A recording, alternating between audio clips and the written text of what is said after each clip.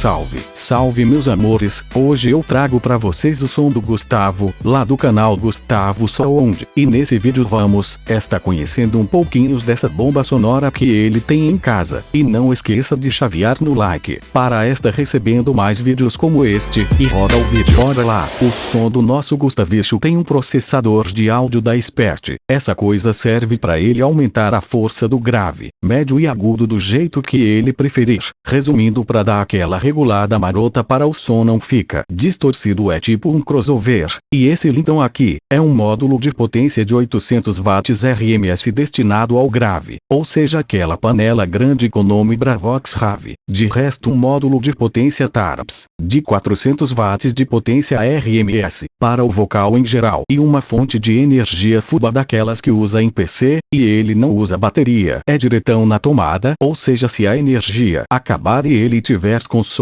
alto, vai dar um curto e vai tudo pra casa do papai. E agora vamos ver a qualidade dessa geringonça. Porcaria! Deixa eu gravar.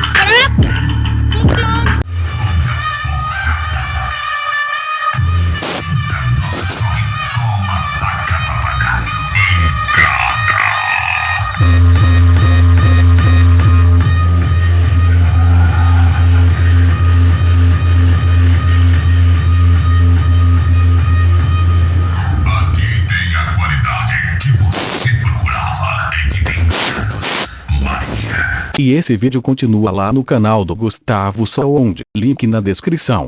E rapaziada, vamos fortalecer o canal do meu parceiro.